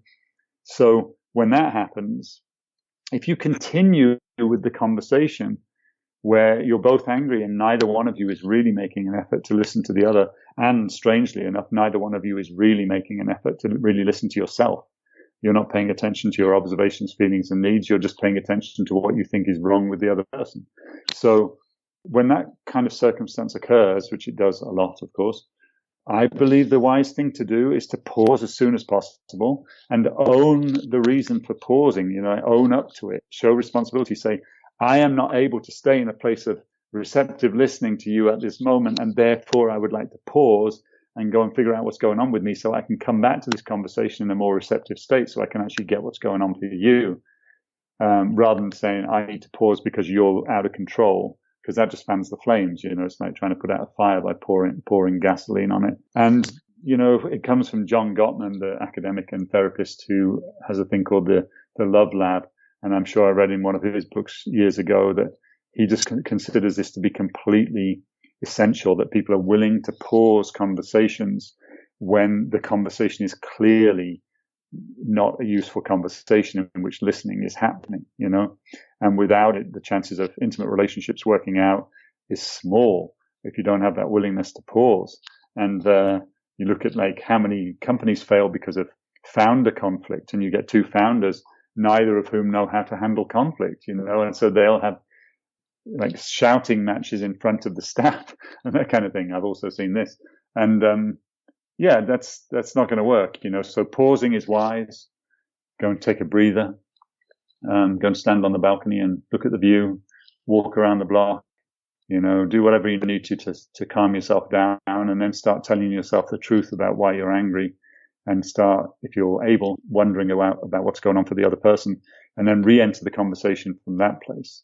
Yeah, and it's interesting. Can you talk a little bit about, I think the biggest way I've found to get people interested in the work is to see its applications to people's lives. And you've talked about earlier in the episode, talking about how it related to your professional life. Can you talk a little bit about how it's been game changing in your personal life? Yeah, I'll step aside and let my girlfriend come up to the microphone right now. Then I'll cross my fingers, right? In my personal life, I used to, in London, my last words to my partners, I'd walk out. This is when I was a man in my young to mid 20s, and just screaming obscenities at her as I left the apartment in the morning, or she'd be doing the same as she left or something. No real self-awareness about where that was coming from, and it was just this force that's playing through me, right, in the way we've been describing. And now, many years later, that's enormously unlikely to happen. And I'm not saying that it's not possible that someone could do or say the right thing to get that out of me, but it's been a long time since anything of that sort has come from me.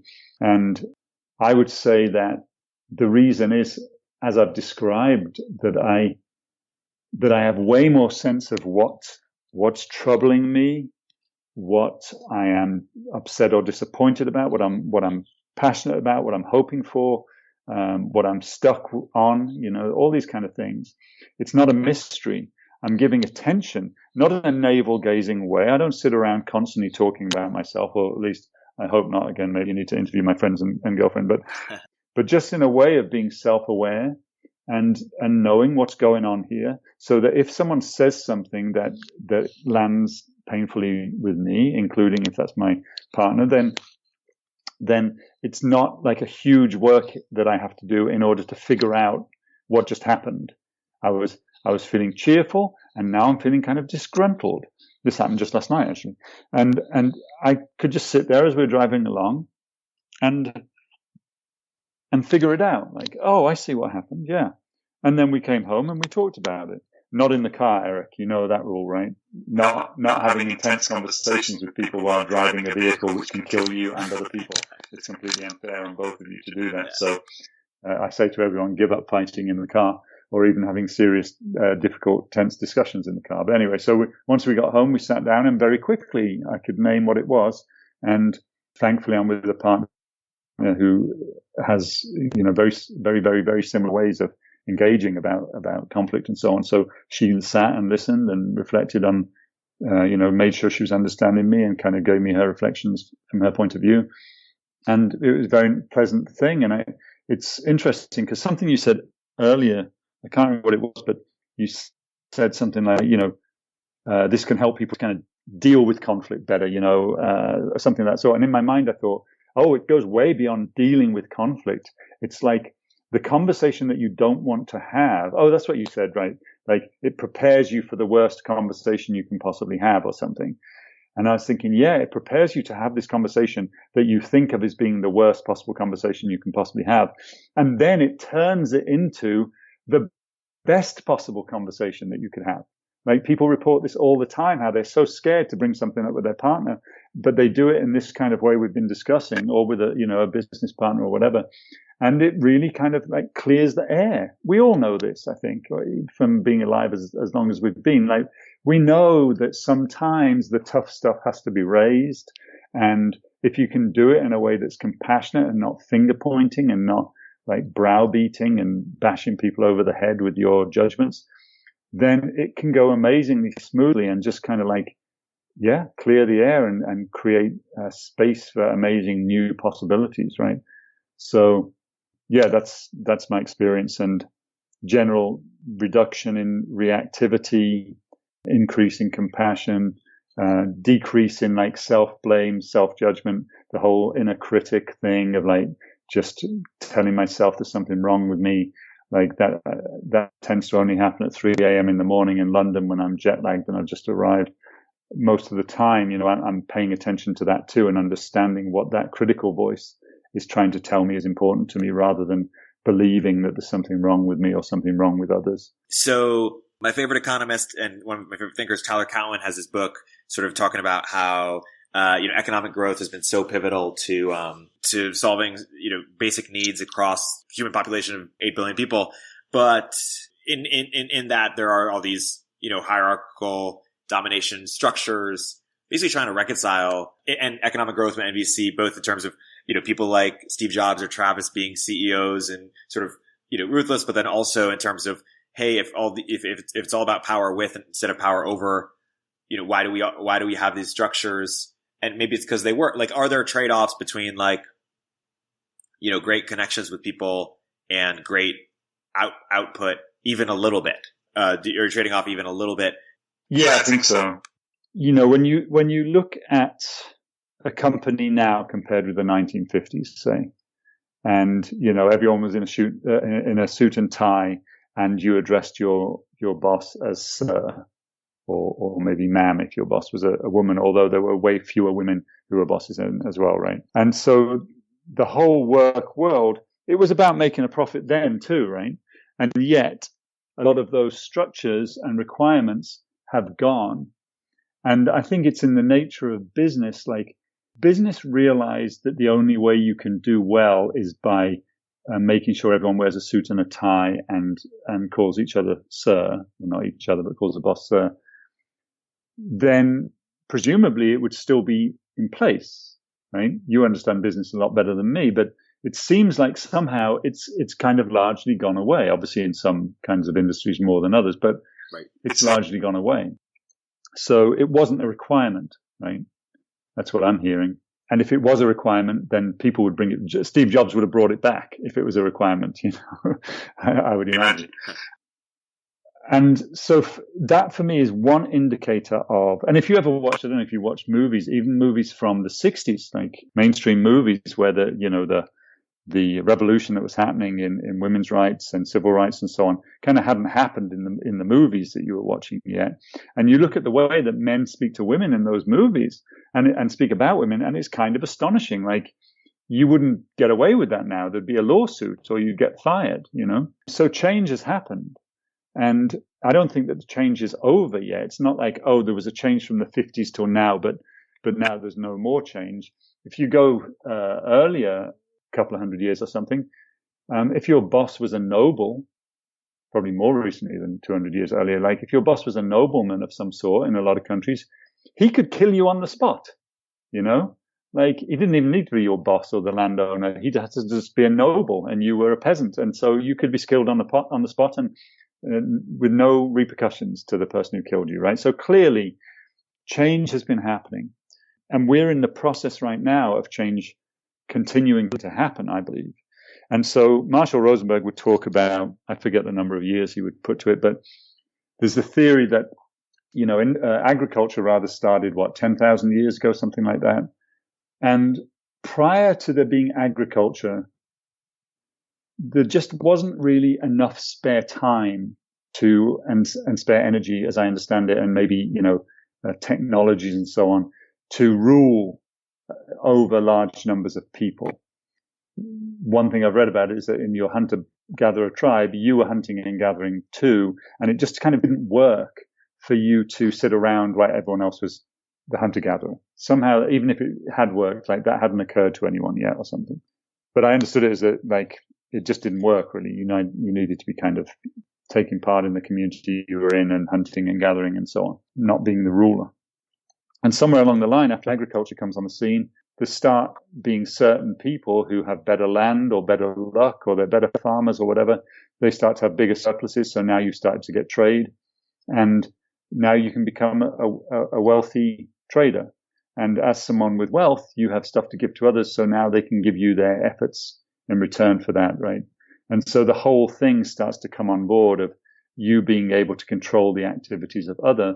And that's the way it went, you know. The same happens in a lot of animal societies too, right? You've got the big boss animal, and you better watch out if you cross the big boss animal in your tribe or your pride or whatever. That's changed over time, you know, like with things like democracy and so on and so forth. And that change continues now. And I referenced it earlier, the Reinventing Organizations book. But if you start reading in there about things like hierarchy and bosses and management and head office and firing and hiring and deciding how much everyone gets paid, all of those things are done differently.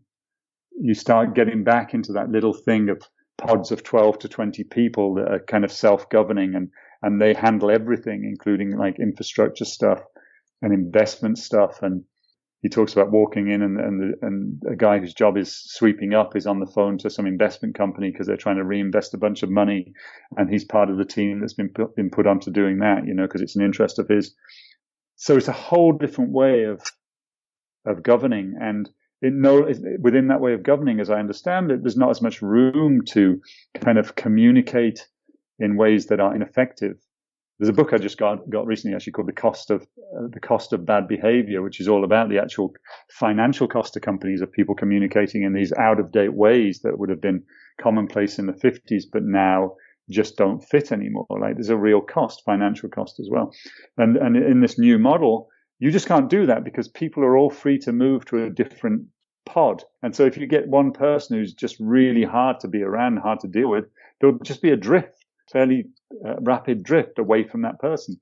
And when that person tries to join other pods, they'll be told, oh no, you've got too bad reputation, so unless you make these changes, we don't want you in our pod, etc., etc. So this is, you know, a way of operating that has been shown to be enormously effective. You know, it worked amazingly in an energy company in America.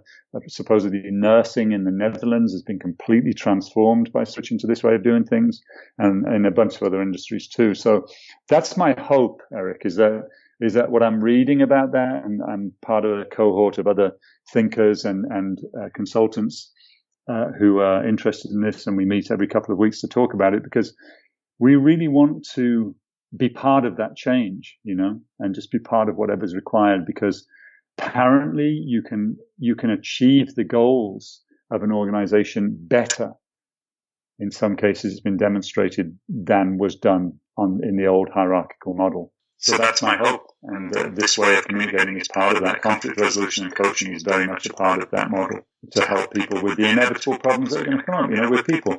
We have stuff going on, and we trigger each other sometimes, and we have disagreements about the best way forward. So all of that's going to continue, but there are so much more effective ways of dealing with it. And perhaps the old-fashioned hierarchy is as we hear about companies with flatter hierarchies and all this kind of thing, and heard great stuff about how some companies make it so that you can earn more money without becoming a manager, earn the same as a manager, stay in your job, because they don't want you to become a manager unless you really want to manage people. They don't want anyone managing people unless it's a person who loves managing people and being involved in that creation of new leaders. If you're a fantastic designer and you just want to be a fantastic designer, they don't cap your income. They make it so you can earn as much as the CEO or something, without ever becoming a manager, and just keep getting better and better at what you're talented at and give the gift you've got. So anyway, all of these ideas, new, fantastic ideas. And I love, listening to people like Charles Eisenstein and Ray Sisodia and others talking about these things. So that's a nice segue into the last question of the interview, which is basically, I tried to sort of eliminate some of the reasons that would prevent some people from getting into NVC, and one of them is the name itself. We started with it, maybe we'll end with it. In terms of, some people say nonviolent communication. I'm not violent. I don't need to read that.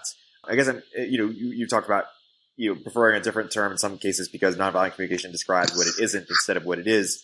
But I sort of, how do you think about sort of the ideal name for something like this? And another related question is, how can we and people who are interested and people who are listening help popularize, this concept and these ideas that are, subtle and somewhat hard to get, but when you see it, you can't unsee it. So true. Well, Marshall Rosenberg himself, as I said before, so inspired by Gandhi, by Martin Luther King. He was born in the 30s. He was there, an adult, during all of the civil rights stuff and the race riots in Detroit and all this kind of thing. So he was fascinated by the nonviolent response to violence, and inspired by that as he started to kind of go around the world and observe the people who were just amazing at responding to violence and conflict wisely, and the people who seemed to just kind of make it bigger and worse in the way that they responded to it, which is the more common way still, I think, and certainly was then. He called his system nonviolent communication as a way of sort of honoring those people who were such examples of nonviolence and the effectiveness of nonviolence to bring about change, but wanted to bring that philosophy and way of being into everyday communication, not just within the activist realm and political change realm, still having it there too, but bringing it into, parents and kids, teachers and kids, partners, etc., and companies and organizations. So he later expressed some regret about having chosen that name, not because he didn't want to honor what he was honoring with the name, but because he realized just how many people were confused and put off by the name for the reasons that you just listed. So for that reason, he would sometimes start using the expression compassionate communication, and others would start calling it that. And that name as well, nonviolence, says what it's not. It doesn't say what it is. So that kind of misses out some things. It confuses people. They say, I'm not an activist. I'm not interested in nonviolence, or I'm not violent. So why should I need to care about nonviolent communication? Very confusing. Compassionate communication for some people sounds too soft for them, especially all the people who refer to so-called soft skills as soft skills. Those people tend to find soft skills hard, which is why they're calling them soft skills. And so the name like compassionate communication, doesn't sit well with them, right? So I've heard that, there's people in companies who they come in and they do something called productive communication. I don't know if that's still happening, but that was happening at one time. And it was nonviolent communication, just given a different name. I often use the expression connected communication, as you know, because that at least points at my highest goal when I'm talking to anyone, which is to be in connection with them, to understand where they're coming from and to be understood by them about where I'm coming from, even if we're in disagreement, even if we really dislike what each other's saying. So, and I'm sure there are other names too out there too. Collaborative communication, I know, is one that's been used. So, yeah, it's tricky because a lot of the books have the words nonviolent communication on them, but some do not. And there are plenty of books out there. It's like if you're worried about sharing a nonviolent communication book that actually has nonviolent communication in the title, there are plenty of other books on it which have different things in the title. But I think, to be honest, in my experience, strange expression, to be honest, isn't it? Because it suggests I'm not being honest until now. Anyway, in my experience, trying to convince people about this work is like trying to convince someone to change their diet, right? If you and your friend both suffer with the same symptoms and ailments, and then you change your diet, and suddenly your skin's cleared up, and you're more in shape and just generally happier, and so on and so forth, then your friend might take an interest in what you've done with your diet. They're like, what? No ice cream, no carrot cake? Okay, I guess I'll do that because I want to be having the enjoyment of being alive that you're having now, But if you said to them up front, hey, I'm going to do this thing where there's no ice cream and no carrot cake, do you want to do it with me? They might say, are you kidding? I love ice cream and carrot cake. No way. I'd rather, be unwell but get to eat those things or whatever. So it's the same with nonviolent communication. If you sort of say, hey, there's this thing called nonviolent communication and it's amazing, the other person's sort of thinking, well, I just saw you saying some stuff to your business partner or your intimate partner last night that, I thought was really out of order. And if you're studying something that's teaching you to do that kind of thing, I'm not interested in it, right? Whereas if and this happened once with a couple I was working with, they'd done some sessions with me and started to, one of them in particular started to like really put attention on self-connection. And they were in their house and a friend was around visiting, and one of them said something to the other and the other one said something back. And then this friend watched in amazement because she'd known them for years, and she just watched what happened next. And afterwards she said to them, I can't believe what I just watched. Like, I know you guys. I've been present with you fighting. You don't care who's around. You just have to fight whether I'm there or not. And you would have been at each other's throats for what you just said to each other earlier. And then it just didn't materialize. And I was waiting for it as usual. I just kind of like put my headphones on when it happens, but it didn't happen. What the hell, what's going on? And then they said to her, we've really started taking more seriously this nonviolent communication thing. And we got a coach for a while and we're applying some of the skills and it's transformed everything. So that's what gets people's interest. And then that people don't particularly care what it's called. You doing it is the much more powerful thing than you talking about it. So I love that you're talking about it to people and trying to get people on board. It's when there's a tough situation, a meeting, and things are kind of going a bit in an unpleasant direction, and you're the one who has the skill to quote someone whose name I can't remember, to describe current reality without apportioning blame. You're the person who can do that. And they're like, hold on, it's clearly Jeff's fault, but you're not telling Jeff it's his fault.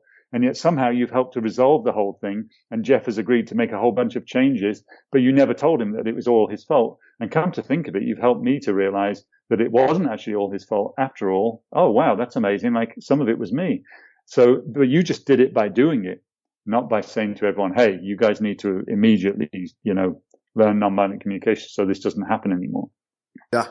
Totally. I think that's a perfect way to wrap. In closing, for people who are interested in this work, what can they learn more? Obviously, they should read the book Nonviolent Communication. There's many other related books that Marshall wrote and that others wrote. If they're in San Francisco, please check out Communication Dojo workshops, which is what Newt runs, as well as many great articles on Newt's website. What else, Newt, should we plug for people who want to get deeper into it, into your work and to others? Well, certainly with my work, obviously for companies, I've traveled further afield across to New York and other places. So that's always a possibility sometimes for helping organizations. For private individuals, that doesn't tend to be quite as feasible, although there have been one or two exceptions where I've been flown to other places. So yeah, that's what I can offer. And then there's the other thing that is increasingly popular, right, which is to get coaching over Zoom or Skype or some other kind of video conferencing, which I love doing and have had great success with. And it doesn't seem to matter to some people that, we're not in the same room, just like you and I are not right now. Love to support people in that way. The Center for Nonviolent Communication, cnvc.org, is a great resource. My original trainers, Ike Lassiter and John Kenyon, both are going into companies and also, I believe, working with some private clients too. So they're a great resource. BayNVC.org, Mickey Cashtan, also amazing resources, and so many others. I mean, if you put in the name of your town and the words nonviolent communication, nonviolent is all one word, there's a good chance you might find some local folks who can actually, just walk down the street and come and support you. So those are a few ideas, and lots of video on YouTube, some of it with me in it, but Marshall Rosenberg videos and lots of others. So so many ways to learn and practice, and lots of online courses. I'll be launching an online course myself next year. So awesome. I love doing this work, and I love seeing the transformation it brings about for people. So that's why I continue to do it after nearly 12 years now, and I have no plan to stop, until it's no longer relevant. The world transforms, so this is now something that everyone gets taught throughout their schooling, and then people like me doing this kind of work maybe will be barely required.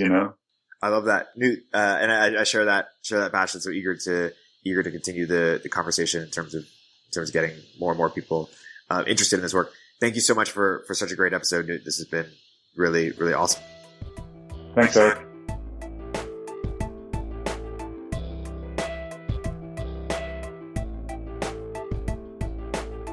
If you're an early stage entrepreneur, we'd love to hear from you. Please hit us up at villageglobal.vc/network catalyst.